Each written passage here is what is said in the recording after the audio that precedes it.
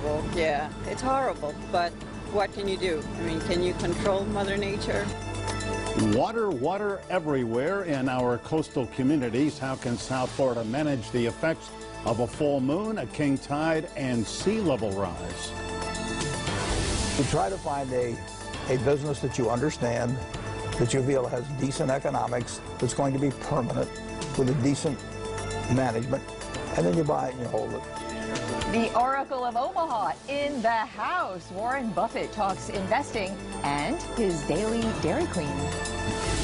If advocating for equal pay for equal work is playing the gender card, deal me in, because that is a hand I will play. Hillary Clinton brings her flagging campaign to Broward County, trying to excite Democrats there. Did she succeed? We'll take it to the roundtable. Good morning and welcome. Great to be with you for a packed hour ahead, and we begin today with time and tides. South Florida is up against both. We certainly saw that in full force this week with the confluence of a full moon and high tides throughout Miami-Dade, Broward, and Monroe counties. In some areas, deep street flooding paralyzed neighborhoods and damaged property before the tides finally receded. South Florida tidal flooding, as we know, is not new, but by all accounts, it's getting progressively worse with global warming and rising seas. What are South Florida leaders doing to prepare for it, and is it enough? We take all of that to our panel today.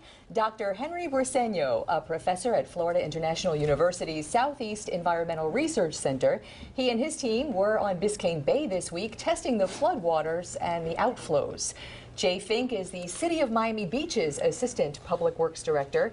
They've got an aggressive plan to handle rising floodwaters in that city.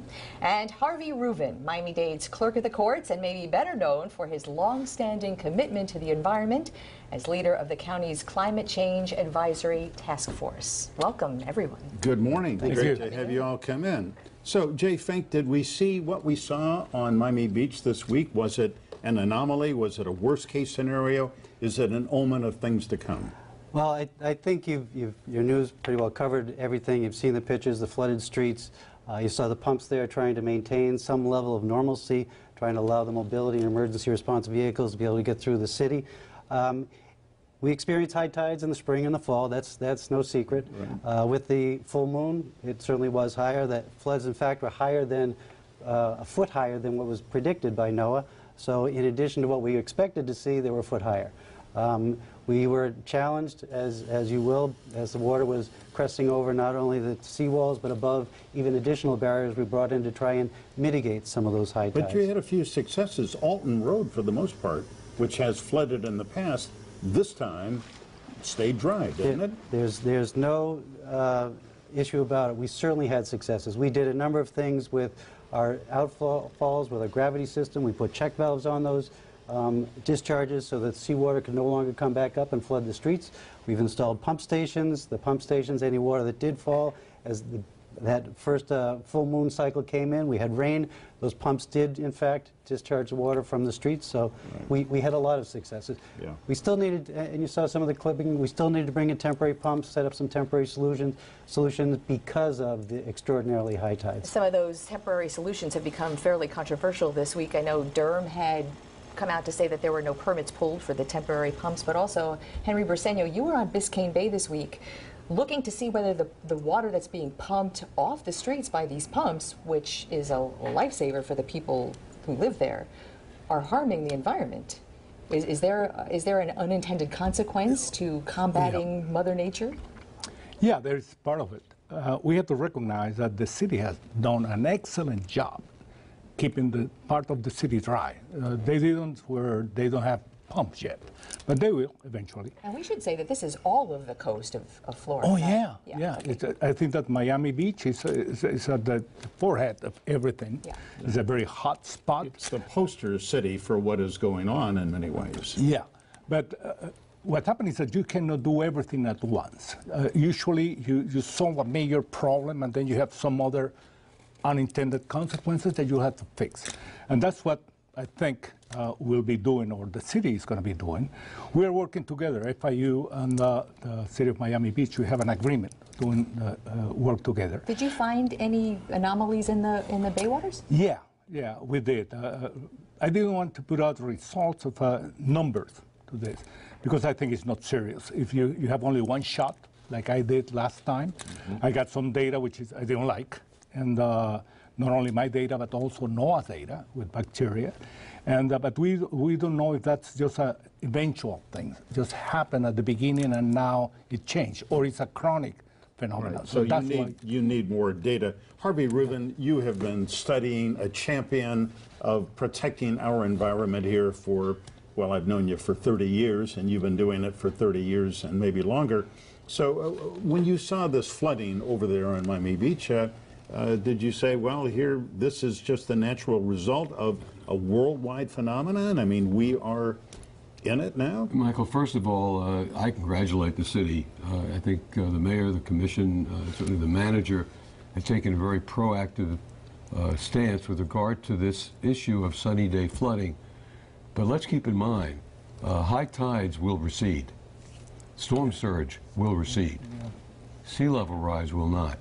So the long-range problem is far beyond what's brought our attention to the issue with this last week. And that's a good thing because a lot of people now are energized, are beginning to see that this could be a harbinger of the future. And certainly anytime we have high tides and you combine that with storm surge, you're going to see flooding. But at some point I'd like to talk more about sea level rise as a separate piece. I want you to. Yeah. You know, there's researchers in the Netherlands, and I know some of the city officials, especially from Miami Beach, have looked to the Netherlands for long-term solutions because half of that country is flood-prone. And this researcher called Miami, and I'm going to guess he meant South Florida, the new Atlantis. Yeah. Is that well, an alarming? The United Nations Intergovernmental Panel on Climate Change has called us ground zero. The U.S. climate assessment recently came out and also named Southeast Florida. It isn't just the fact that we've got $6 trillion worth of built environment with a huge population at a very low sea level. It's the fact that we've combined ourselves as a community now. We have 4 counties, the Southeast Florida Climate Compact, Dade, Broward, Monroe, and Palm Beach County, have all agreed to work collaboratively to solve the long-range problems. So the task force was formed to look long range and to see just what we're really facing here. And is there not an agenda that you have agreed on to protect land, low-lying land, to raise roads, to what? First of all, Michael, it's not just low-lying lands, and it's not just Miami Beach and the shoreline. Southeast Florida doesn't have the same kind of a substrate as the Netherlands have, which is clay. Ours is limestone. It's more like Swiss cheese. So as the ocean builds up its pressure, it's going to force saline water into our aquifer and potentially into our agricultural down in Southwest Florida right now. We're beginning to see it in some places, but we need a better system to monitor it and to track it. We're looking at something now. The compact has said that we're probably going to see 2 to 3 feet of sea level rise by the year 2050, 2060. So we have 2 to 3 feet. Yeah. So just imagine that. Yeah, I mean, we're talking about billions of dollars worth of property at jeopardy. Trillions of dollars. Okay. And more on the way. And a lot being built without really an eye to what's happening. We're going to talk about that when we come back from a very quick break. Stay with us.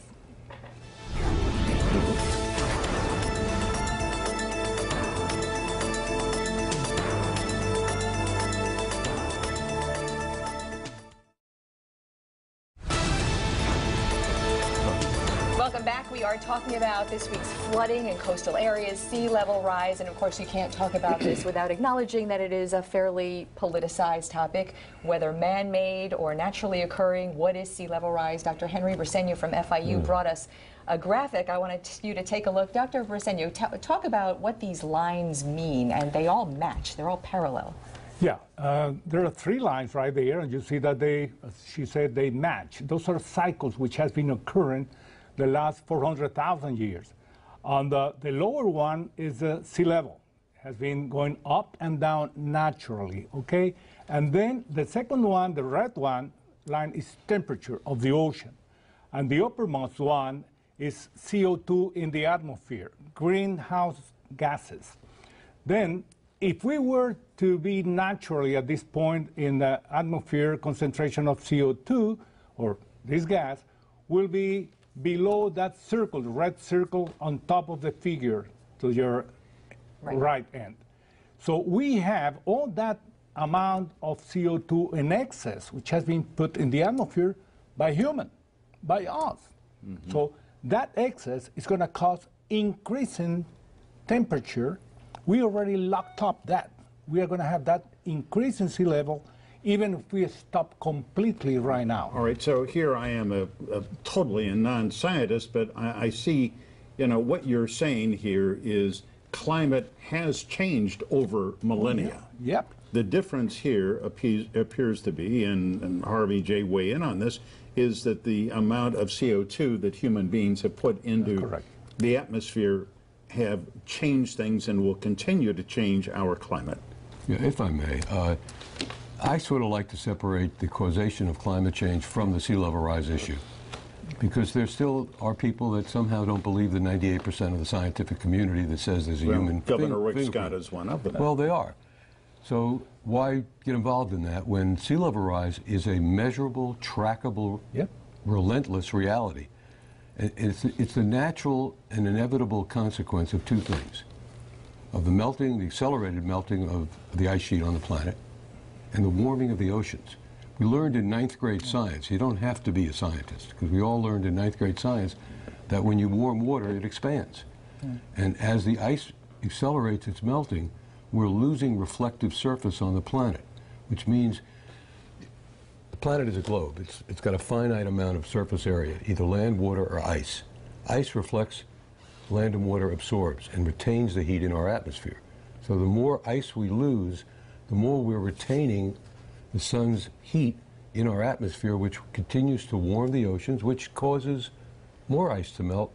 So we're locked into a sort of a feedback loop here. But sea level rise is, that's a fact of life. It's not a debatable thing. It's not a political thing. So I want to keep it off the political page and say this is something that's a reality that we have to address. Without adaptive planning, we threaten our entire economy in South Florida. We threaten $6 trillion worth of built environment, our water supply, our agricultural lands. And the solutions that we recommended from the task force were mainly for the administration. There were 5 recommendations. The county commission adopted all of them unanimously and sent them forward to the mayor. And there is money in the current Miami-Dade County budget for the year, which began October 1st, to address mitigation, I believe. But I don't know how much. Mitigation does not really, mitigation is the reduction of our carbon fingerprint, our footprint, which eventually we've got to do, or whatever we're planning for, it's all a moving target. As we go forward, the recommendation from the task force was for the county to frame out a comprehensive, robust capital plan, basically to reinvent our entire water, sewer, and drainage systems, to raise certain roads, to reevaluate and update all our building codes. We may need desalination plants. We may need saline barriers. All kinds of elements have to be vetted. An enormous amount of comprehensive data gathering and evaluation has to be done. Well, let me interrupt to ask you. I know that before we begin this live conversation, you said that Miami-Dade Mayor Carlos Jimenez is looking at a very qualified candidate who would, in a sense, coordinate all of these activities. But right now, Miami-Dade County, Broward County, I believe, has that kind of a person. I don't think Miami-Dade does. Well, we have, there are major staff involvement. When people say that the budget was lacking, there was no line item. Probably there should have been, and eventually there was. However, the calculations are that over $10 million has been spent in staff work analyzing climate and climate planning over the last 4 years. So there has been money put into it, but I want to see a much energetic, much more energetic, more enthusiastic effort on the part of the county.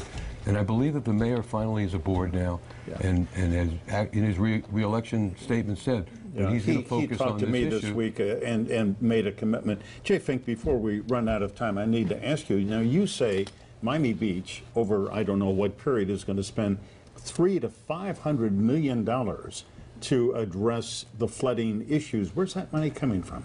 Well, the money comes from a stormwater fee that eventually goes to the businesses, property owners, residents of Miami Beach. That, we've already basically, with the successes that you spoke about earlier, we've spent roughly $100 million of that so far in the success stories that we have. There is much more planned, much more to come. But that right now is on the backs of the people of Miami Beach. The hope is, and the desire is, that we're going to be looking for federal funding to assist us as we move forward beyond this, of what we've already borrowed, what we've already absorbed, so that we can get some federal relief to do it. Michael, can I jump in for a minute here? 10 seconds. Just in 10 seconds, Harvey.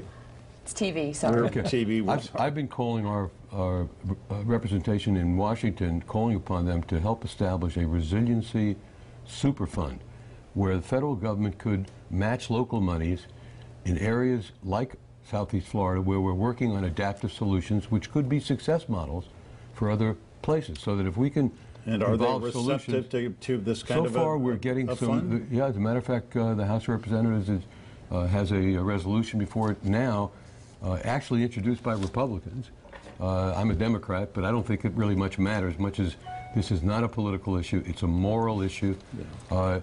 But it's good to see that happen. I know my 10 seconds is up, so I'll let you finish. But thanks so much. Really great information, and we will have you all back. And up next, a one-on-one with Warren Buffett. Stay tuned.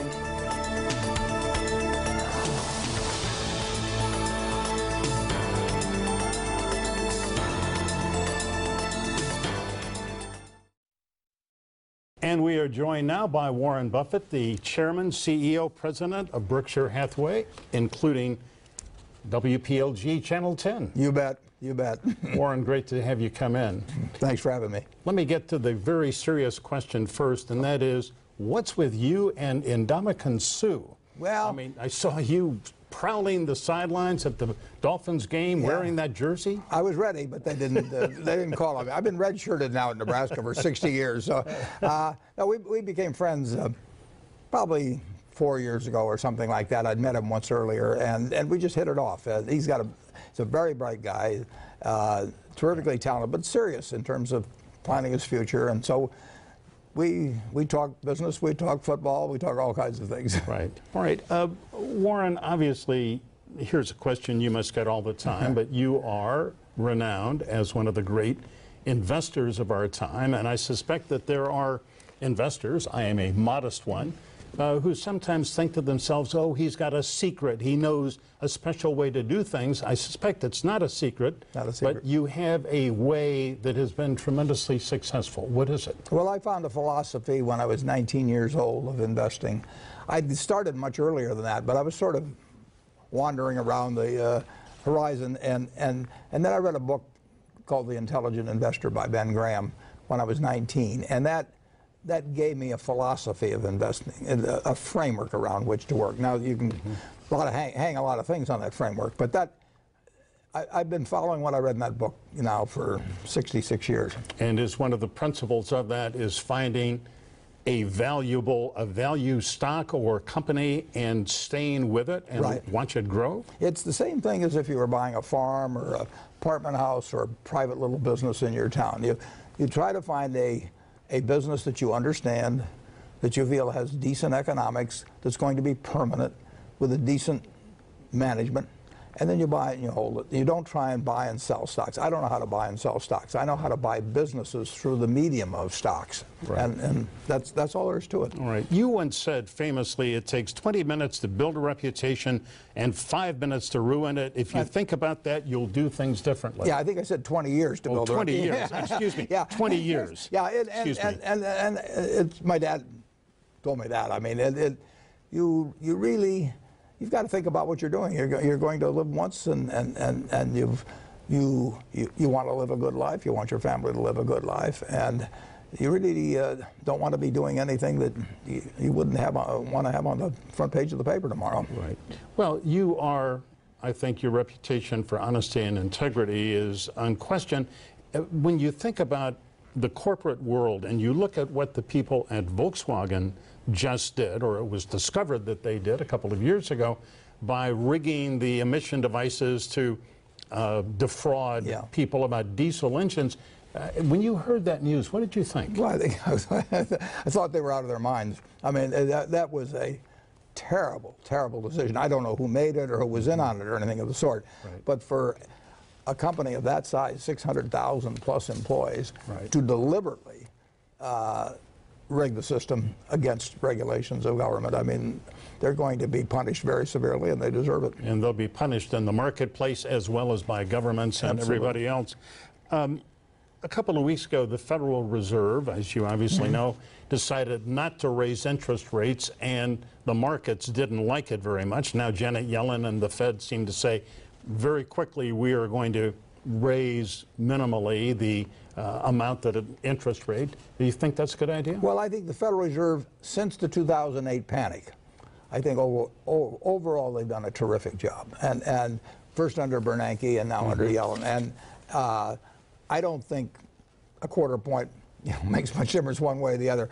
I happen to think it's a good idea just because of the strength of the dollar and the added pressure it would put on exports if our interest rates widen versus Europe, say, and therefore the dollar became stronger.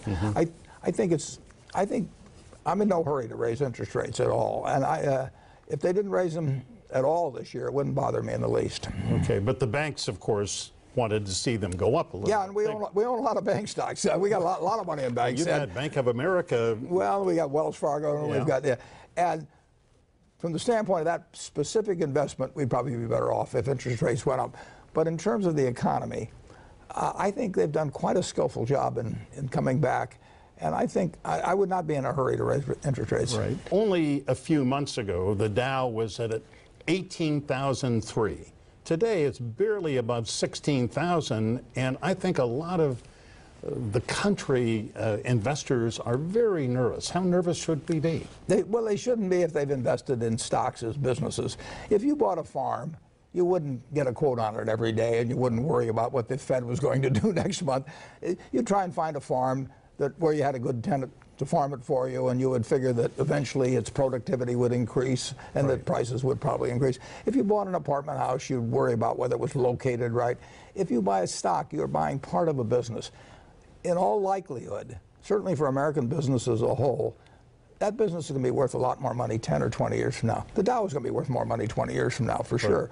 It's very likely to be worth more money 10 years from now. 10 days from now, 10 months from now, I don't have the faintest idea what's going to happen, but it doesn't really make any difference. I mean, the idea, any more than if you buy a house today. If you buy a house today, it's going to be worth more money in 10 years. Whether it's worth more money in 10 days, who knows? On a personal level, you were kind of renowned for, among other things, liking a hamburger at McDonald's and some ice cream at Dairy Queen. You've covered my entire repertoire. And I mean, isn't that what you have for lunch a lot of days? I had a hamburger for lunch today, and it was a good one.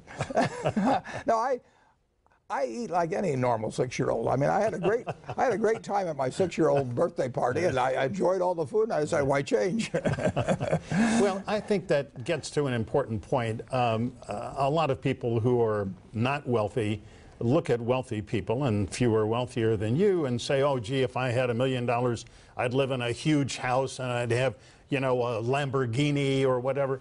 And you live well, but you live modestly. I have everything I want. I have everything I want. If I had 20 cars, would I be happier than if my wife and I have 2 cars? No. Yeah. If I had a house that was 5 times as big, would I be happier? I'd be less happy. You know, I've had $500 dinners, and they're not as good as those hamburgers I have. Well, you said to a meeting here at Channel 10 right before we sat down for this interview, and I wrote it down. I loved it a lot. You said, I live the life I want to live. I know what I enjoy. It's a pretty simple life. Yeah, and that's true. I mean, I love having the friends I have, and they're spread out throughout the country. I love being able to get around easily, so I do fly privately. You know, that costs a lot of money, but I get my money's worth on that. But most things, I would if I had 10 houses.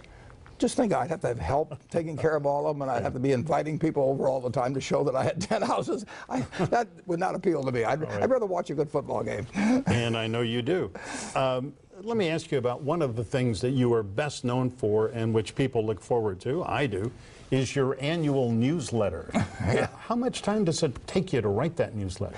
It doesn't take me much time to write the first draft, but the 400th draft, by that time I've got quite a bit of time involved. It's hard work, because words should be used with precision, and that's hard for me. I mean, it's easy to get the general ideas down, to make sure each word is saying what I want it to say.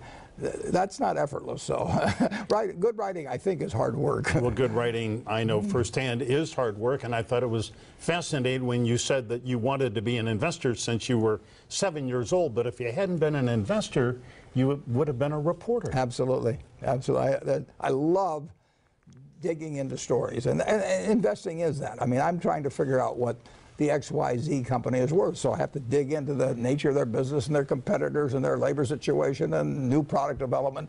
That is a story in itself, and I just find the pursuit of stories fascinating. I couldn't agree more. And finally, I need to ask you, I am no spring chicken myself, but I love working. I don't plan to retire. You're 85 years old. You are in full control of your faculties and loving what you do. So how much longer are you going to do this? As long as I can. I mean, the last thing in the world I would do is retire. I love what I'm doing, you know, and you know, I'm getting my Social Security check too, but I can't imagine anything more boring, frankly, than retiring and spending all week planning my haircut or something of the sort.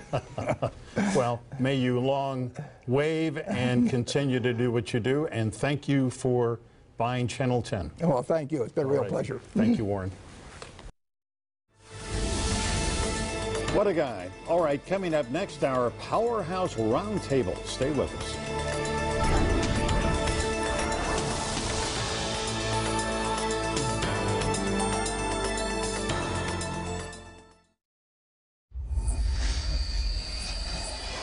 Welcome back. A flood of news this week on so many levels, and it's time to take it all to the Powerhouse Roundtable. It is indeed, and we have assembled an all-star group today. Nancy Ancrum is the editorial page editor of the Miami Herald. We're always glad to welcome her back to the Roundtable. And we are glad to welcome for the first time Jenny Staletovich, who covers science and the environment for the Miami Herald. And also welcome back to Mark Caputo of Politico, the go-to website for politics. Mark writes the Florida Daybook, which is must-reading for anyone interested in Sunshine State politics. And so, Jenny on the hot seat today. Welcome. Thank you. And since you are the environmental reporter for the Herald, I know you are big into the whole issue of tides and sea level rise, and you saw our expert panel. What struck you most about what came out of that discussion? Well, one of the interesting things was what the county is doing and whether they're moving fast enough, are they finally moving or not. And this past year, the County Commission adopted a suite of resolutions that the mayor was, I mean, he agreed to it, but I'm not sure how enthusiastic he was.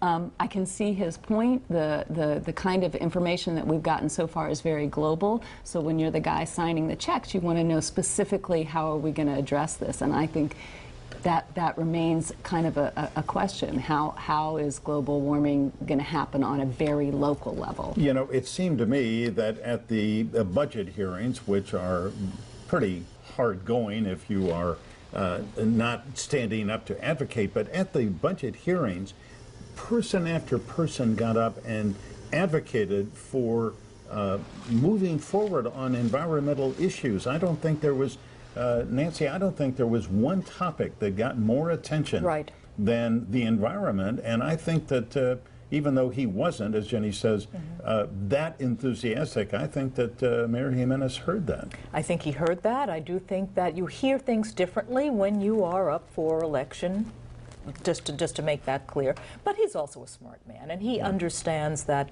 this community is really ground zero when it comes to sea level rise. And Jenny and I were speaking earlier.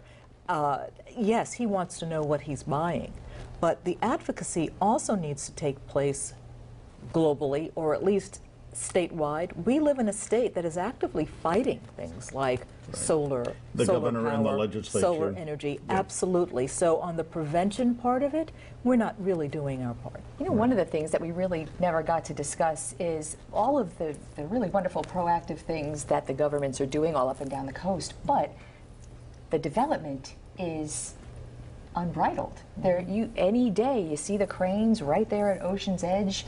People are building, developers are allowed to be building these high rises. I mean, that is an absolute issue. It is, but if anything, if you stand in one of these condos on South Beach or Miami Beach and you look from east to west or west to east, you'll notice that everyone's elevated along the coast, and it's in the middle that all the older, lower development is going to be. I think eventually, assuming the seas continue to rise, which is a good assumption to make, we're going to wind up in a situation where what's now parking is going to become earth. We're going to have to fill in there and actually literally build up, and those communities in the middle are going to be the ones that probably need to be torn down and or raised up. Mark, you know, I think the legislature, you spent years in Tallahassee, you know how it Still works. recovering. And well, you seem to have recovered pretty well. But I mean, I have to repeat, and forgive me if it's redundant, but for the Department of Environmental Regulation of the state of Florida, for its scientists not to be able or be afraid to use the term sea level rise or global warming or climate change for offending the governor, I find this to be, I mean, absurd is the mildest word I can use. That was a story that was broken, I think, by the Florida Center for Investigative Reporting. We should give them credit for that. Yeah. If I've got it wrong, I apologize. The governor has denied that he put that edict out. I think what you see is what you see with a lot of powerful men or governors or whatnot, where you have the toadies who surround them, who anticipate what the emperor needs and then tells everyone else, hey, here's what you got to say, here's what you got to do.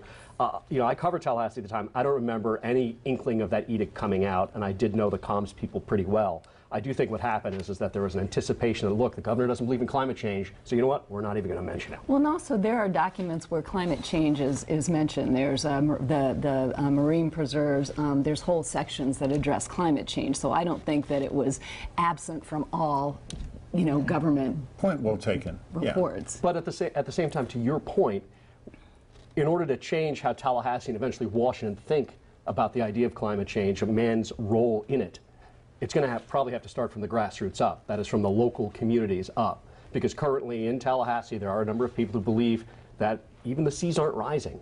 Now, whether or not you believe in climate change or not, and how much man is involved in it, I mean, the seas sure seem to be rising. Until the tides get to Tallahassee. It is on the hill, though, in Tallahassee. It's a shining city on the hill. So you want to talk about Hillary Clinton on Saturday Night Live, or where you saw her in Davie? Well, let's begin. I was watching Saturday Night Live, first show of the new season, and suddenly there was Hillary with Kate McKinnon, who I think does the best Hillary ever. I mean, she is fabulous. Turns out she likes Hillary. And it was really kind of a sweet little episode where they were together, but I thought Hillary Clinton was pretty good last night. As well she needs to be. Yeah.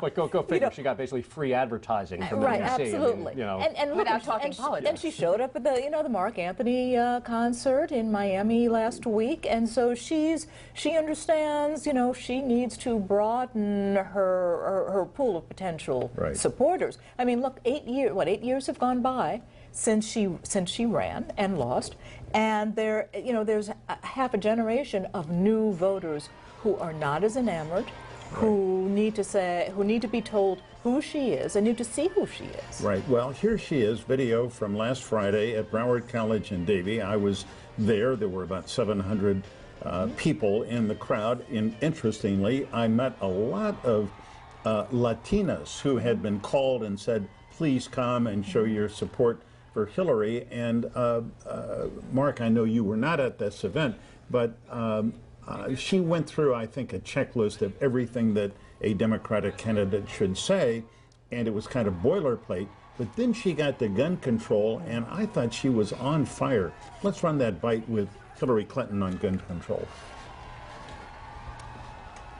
I am going to fight for new, effective gun control measures. It is just heartbreaking. It is sickening to me to see another massacre.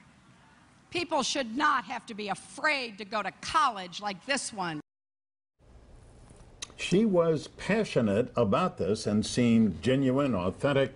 And Mark, you know, this is one of the few topics where she can get to the left of Bernie Sanders of Vermont, a socialist, but he's a guy who basically believes in gun owners' rights more than she does. Right. You know, I'm pretty fatalist. I think one of the last times I was on the show after a mass shooting, I said this is probably going to happen again.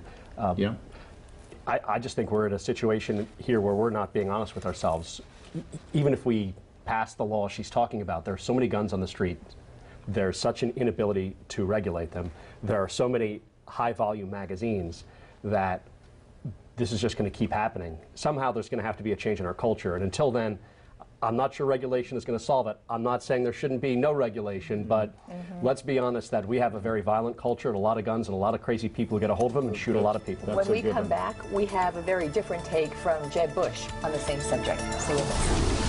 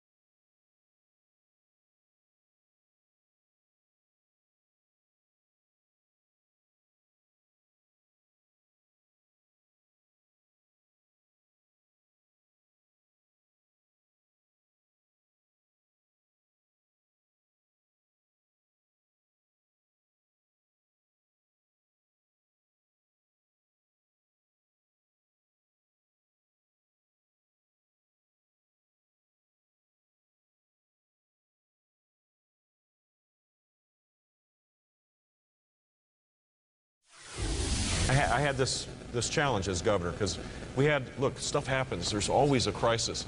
And the impulse is always to do something, and it's not necessarily the right thing to do. Well, that was Jeb Bush this week on Friday, where he was talking about the tragedy of the shooting in Rosebud, Oregon at the community college. And he used this phrase, and he said later, hey, I wasn't talking about that incident. But Nancy, the Herald wrote I think a blistering editorial this week about Jeb Bush and his use of this kind of phraseology over and over again. Well, you know, one needs to probably banish stuff from his vocabulary right now because it makes him seem unnuanced, not thoughtful, and insensitive when he really is not. I think he is still feeling the effects of Trump being the front runner and playing too much to that audience that is supporting Trump.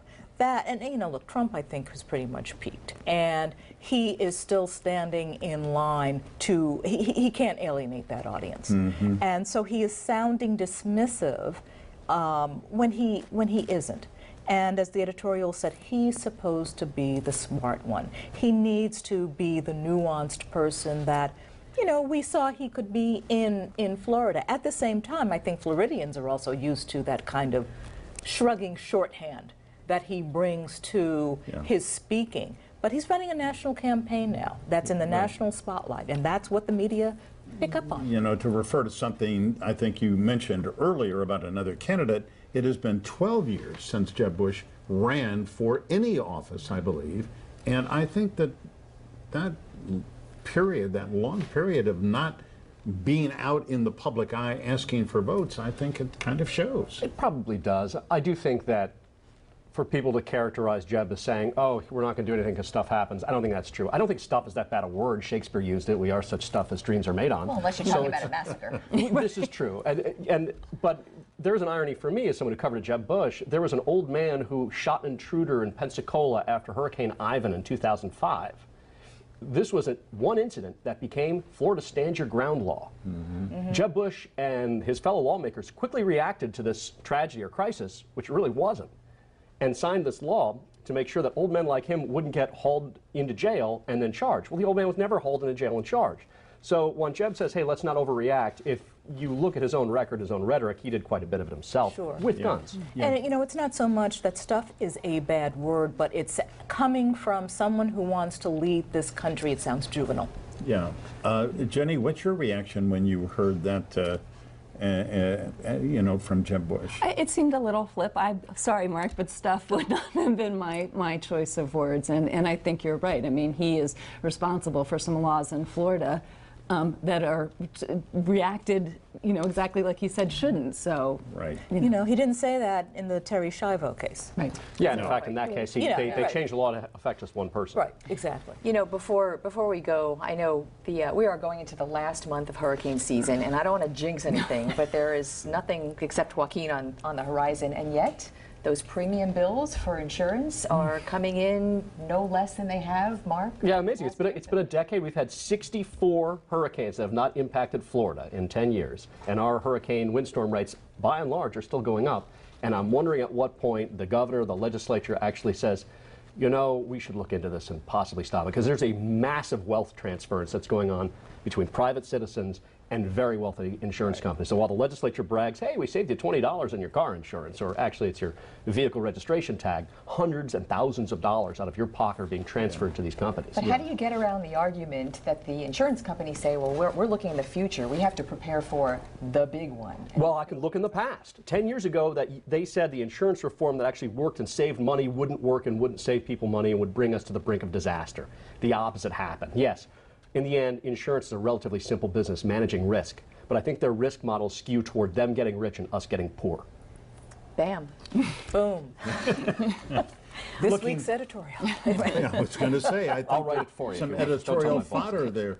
Well, I want to say, Jenny Staletovich, great to have you come in. Thank you. And thank you for, we didn't get to you and Al Gore, but we read your coverage of online anywhere? His appearance this week. And, and the video of you and Al Gore, can we see Actually, he that? wouldn't let me shoot the video. I had to put it down so that he's not on camera, but you can hear his voice. But that's a story for next time. You can hear more about it. Hidden camera next time. And Nancy and Mark, thank you. Great to have you come in.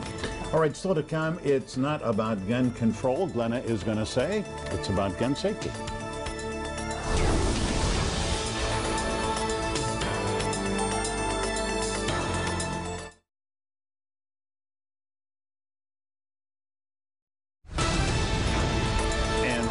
Let's take a live look out at the city of Miami. Beautiful from the Miami Tower Cam. Even a little, can I say it, fall-like? Jennifer Correa here with the Sunday forecast. Hey, Jennifer. Hi, Glenna, Michael. You can say it, especially this morning. We woke up to the low 70s. Kendall, Pompano Beach, and even Homestead got down to 70 degrees. By the way, West Palm Beach got down to the upper 60s. So yes, fall-like for the morning. It's not going to last long. We're already hitting the mid-80s across certain areas from Broward to Miami-Dade all the way down through the Keys. Eventually, we'll hit those upper 80s. Now, the wind speed, that has definitely picked up. Take a look at that. Homestead with a wind speed of 20 miles per hour.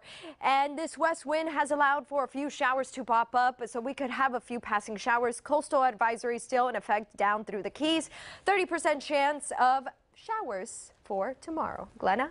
Jennifer, thanks. In the space of 1 week, we as a country experienced together the highest of highs and the lowest of lows, the hope and unity of a papal visit, and the horror and heartbreak of a mass shooting. Another mass shooting and another week of the same response. Thoughts and prayers, calls for gun control, backlash against calls for gun control. Mention the words gun and law in the same sentence and the walls go up on both sides. The debate goes nowhere, mired in the insanity of doing the same things over and over and expecting a different outcome. Isn't it time we change that conversation? It's not really about gun laws, it's about gun safety.